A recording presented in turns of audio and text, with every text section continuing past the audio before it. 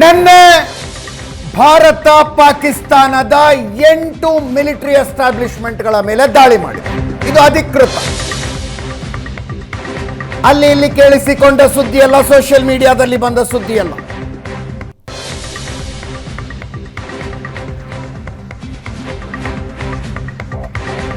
ಏಳನೇ ತಾರೀಖು ರಾತ್ರಿ ಆಪರೇಷನ್ ಸಿಂಧೂರ ಶುರುವಾದಾಗ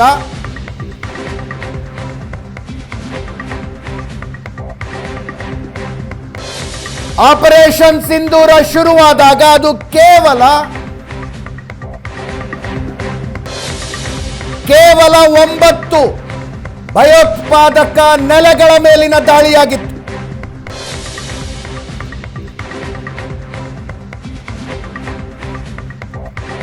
ಆದರೆ ಪಾಕಿಸ್ತಾನ ಟಾರ್ಗೆಟ್ ಮಾಡಿದ್ದು ಭಾರತದ ಮಿಲಿಟರಿ ನೆಲೆಗಳನ್ನು.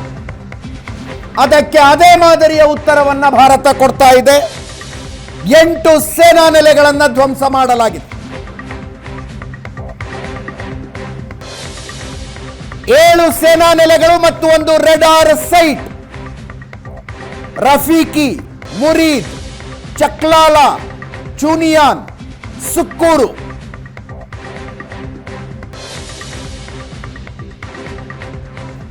ರಹೀಮ್ ಯಾರ್ ಖಾನ್, ಸಿಯಾಲ್ಕೋಟ್, ಪರ್ಸೂರ್ನ ರಡಾರ್ ಸೈಟ್ ಕೂಡ ಧ್ವಂಸವಾಗಿದೆ.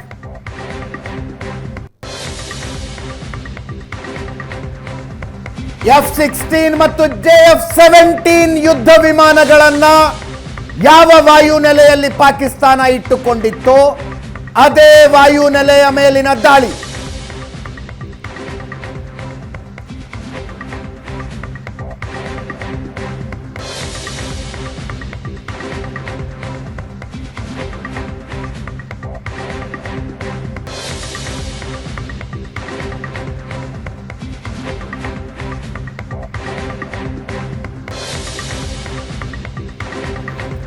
ರಫೀಕಿ ಸೇನಾ ನೆಲೆ ಶಾರ್ಕೋ,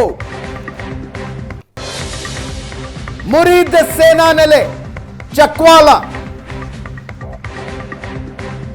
ಚಕ್ಲಾಲಾ ಸೇನಾ ನೆಲೆ ರಾವಲ್ಪಿಂಡಿ, ರಹೀಮ್ ಯಾರ್ ಖಾನ್ ಪಂಜಾಬ್ ಪ್ರಾಂತ್ಯದಲ್ಲಿ,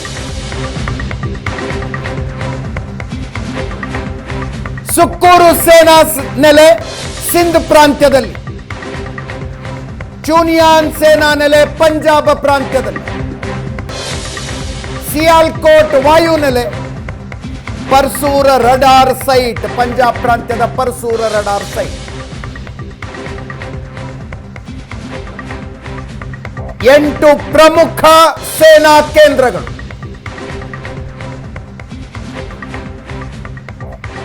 ನಿನ್ನೆ ಭಾರತೀಯ ವಾಯುಪಡೆ ದಾಳಿಗೆ ಗುರಿಯಾಗಿದ್ದಾವೆ.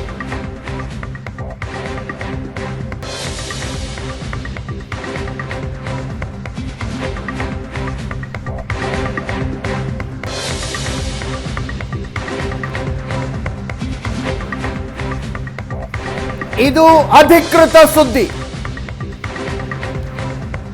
ಭಾರತೀಯ ಸೇನೆ ಮತ್ತು ವಿದೇಶಾಂಗ ಇಲಾಖೆಯ ಜಂಟಿ ಪತ್ರಿಕಾಗೋಷ್ಠಿಯಲ್ಲಿ ಅಧಿಕೃತವಾಗಿ ಘೋಷಣೆಯಾದಂತಹ ಸುದ್ದಿ.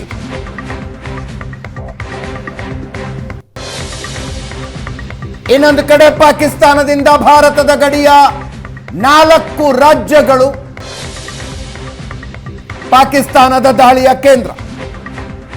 26 ಮಿಸೈಲ್ಗಳನ್ನು ಹಾರಿಸಿದೆ ಪಾಕಿಸ್ತಾನ. ಡ್ರೋನ್ ಮತ್ತು ಮಿಸೈಲ್ ಎರಡನ್ನೂ ಬಳಸ್ತಾ ಇದೆ.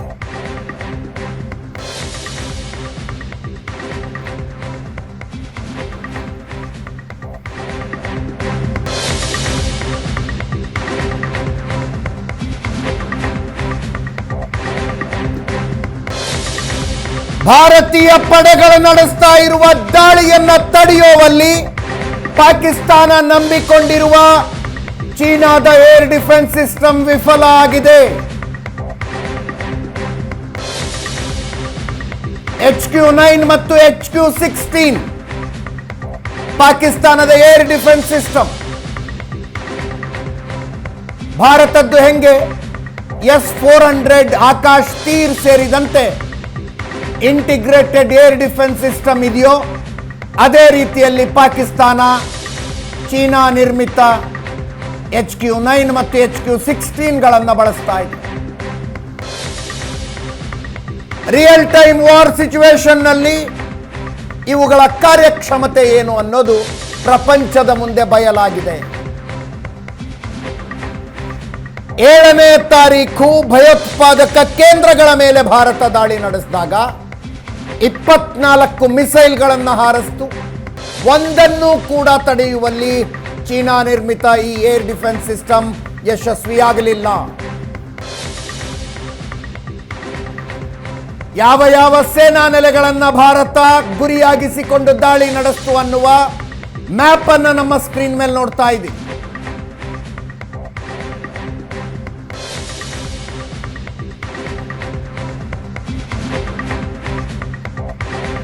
ಇದರಲ್ಲಿ 7 ಮಿಲಿಟರಿ ಬೇಸ್ಗಳಿದ್ದಾವೆ, ಒಂದು ರಡಾರ್ ಸೆಂಟರ್ ಇದೆ.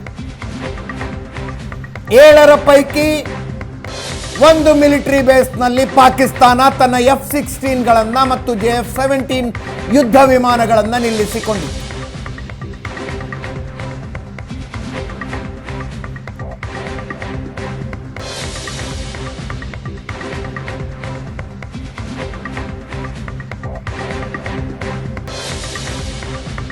ಮ್ಯಾಪ್ನಲ್ಲಿ ಗಮನಿಸಬಹುದು, ಎಲ್ಲವೂ ಇನ್ಸೈಡ್ ಪಾಕಿಸ್ತಾನ, ಪಾಕ್ ಆಕ್ಯುಪೈಡ್ ಕಾಶ್ಮೀರದಲ್ಲಿ ಇರೋದಲ್ಲ, ಪಾಕಿಸ್ತಾನದ ಒಳಗಿರುವ ಸೇನಾ ನೆಲೆಗಳಿವೆ.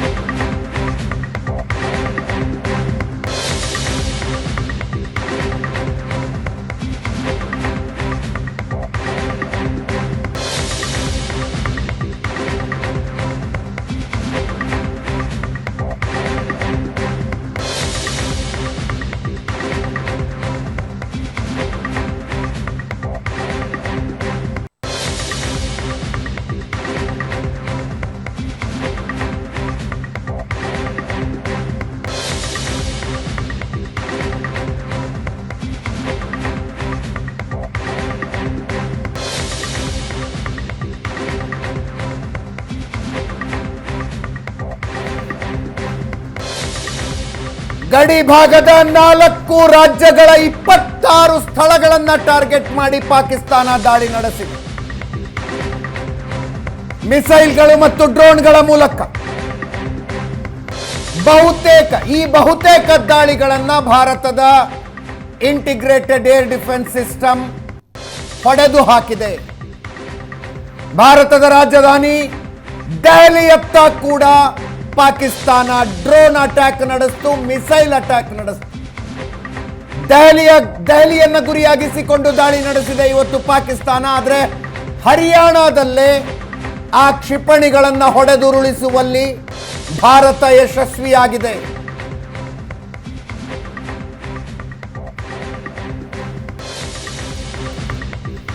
ಹರಿಯಾಣದ ಸಿರ್ಸಾದಲ್ಲಿ 2 ಕ್ಷಿಪಣಿಗಳನ್ನು ಭಾರತ ಹೊಡೆದುರುಳಿಸಿದೆ. ಅವುಗಳ ಗುರಿ ದೆಹಲಿಯಾಗಿತ್ತು.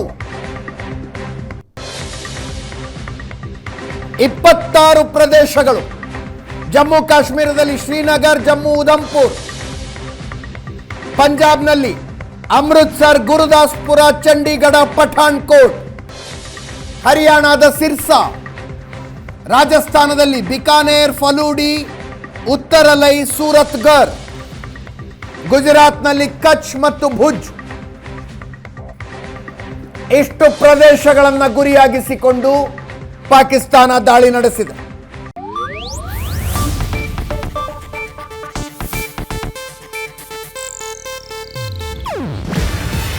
ಇದು ಏಷ್ಯಾನೆಟ್ ನ್ಯೂಸ್ ನೆಟ್ವರ್ಕ್ ಪ್ರಸ್ತುತಿ. ನೀವು ನೋಡ್ತಿದ್ದೀರಾ ಏಷ್ಯಾನೆಟ್ ಸುವರ್ಣ ನ್ಯೂಸ್.